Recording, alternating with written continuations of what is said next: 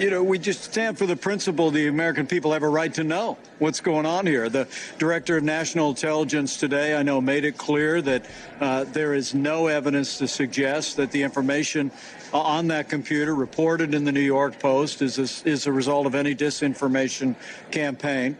And the American people have a right to know about the business dealings of the Biden family. I mean, Lou, we just spent the last 3.5 years where the Democrat nominee in 2016 had worked with a foreign entity to try and dig up dirt on President Trump. And I don't remember the media shutting off access to that information. And yet they've shut off this information as much as they can, although it doesn't seem like it's going to work to prevent people from being able to at least access it. Whether they believe it or not, that's another part of this, too. There's the suppression that comes from preventing distribution, and then there's also the suppression that comes from forcing people to, or bringing people to doubt the veracity of something. And so it's one thing if the email never gets into your inbox, let's say, so to speak. You can block information that way. It's another thing if you've already been trained to believe the email after it comes in is fake. It's not true. What it's saying is, so that's another part of what the media's been doing here. What Pence says is obviously true.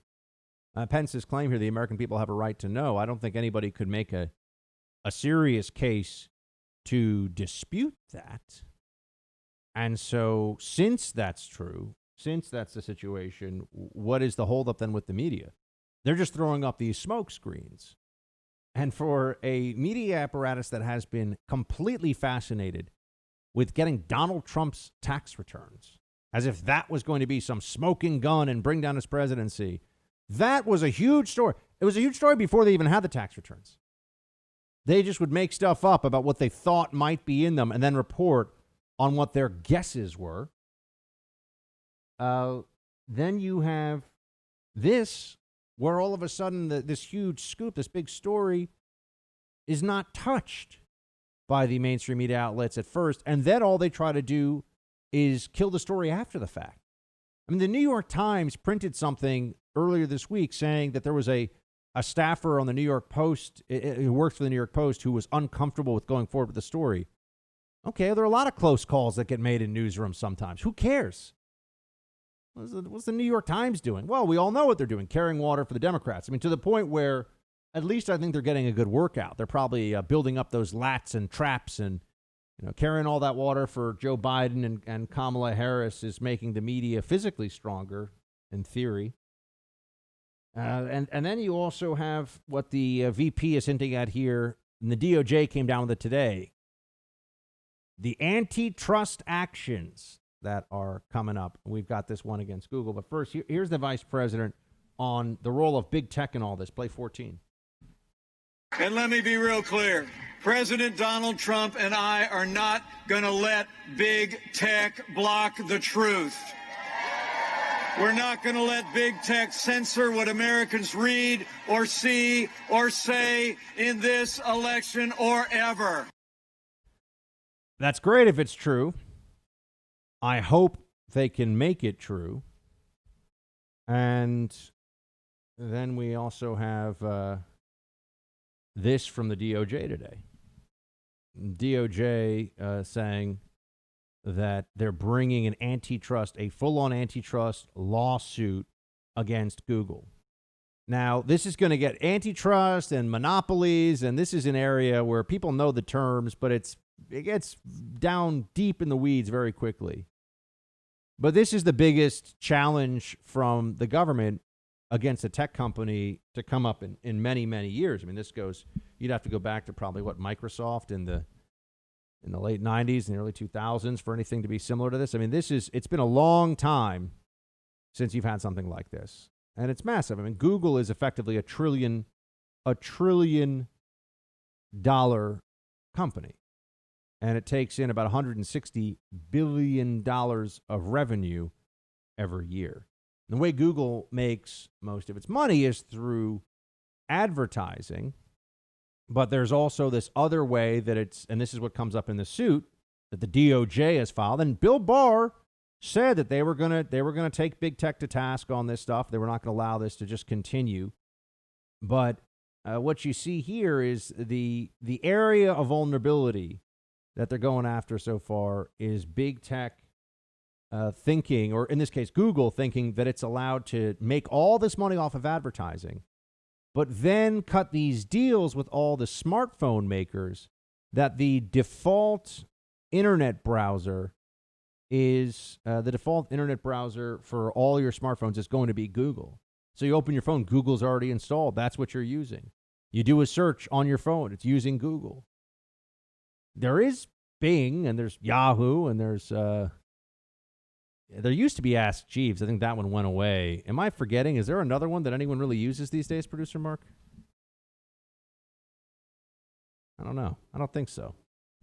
I'm pretty sure there's not really, and it's certainly no near competitors. I mean, Google has 80 to 90% of the overall search engine market, which means that its ability to determine what companies are successful and what ideas are promoted and presented.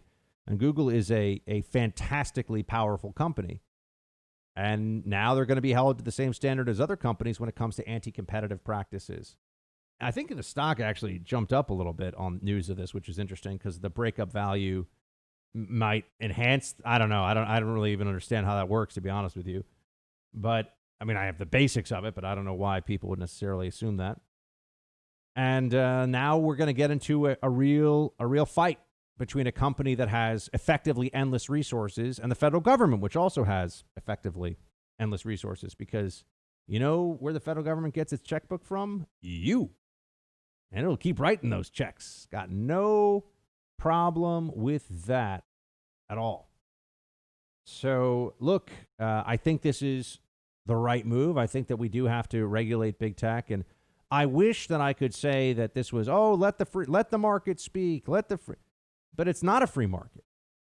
It's not. There are a lot of government regulations that are already in place that affect companies, that affect the way that you'd be able to compete with some of these monopolies.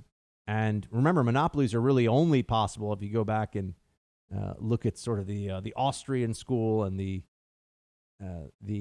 Milton Friedman take on this. Monopolies are only possible with government collusion. So this is a problem that government has had a hand in, and now the government is going to try to do something to fix it. And I agree, when government tries to fix things, it often makes it worse. But if we keep losing to big tech, meaning politically, now they're trying to separate this. They're trying to say that, this has nothing to do with suppression of conservatives. Well, it doesn't. It's a different issue, but it has shown people, I think there's a greater willingness now to take on the antitrust aspects of a case like this against Google, because we realize that these companies are pushing ideas and they are friends to those certain people in power. And that's something that has to be looked at more closely. They've gotten this free pass. Remember, Google's old mantra was "Don't be evil." Quite a strange thing. I know Google's now part of Alphabet. That's the primary holding, the holding company that Google is a part of. But "Don't be evil" is not something that you would think a neutral internet platform that just wants to be helpful and give people great free products and a means of communication. It wouldn't have to tell people that. But there's some other things that are going on behind the scenes here. It's a very left-wing company, very left-wing institution. And now it's going to have to answer for some of what it's doing, because wouldn't it be nice if there were search engines that we're really competitive with and weren't so dominant in the marketplace? Because then when Google is doing, the main site is a BLM, is basically a BLM poster, or is all about, I don't know, some other political issue, you'd say, okay, look, I don't really like this. I don't like what this company stands for. I'm going to go with, Yahoo's version of this or something like that. So we shall see how this plays out, but don't hold your breath, because it's going to take a long time and Google's going to fight like mad, and they've got the resources to do it. Hey, Team Buck, thank you so much for watching The First on YouTube. If you like this video, please click that little thumbs up button so then it will log as liked. And also, if you want to see more great content from The First, please click subscribe.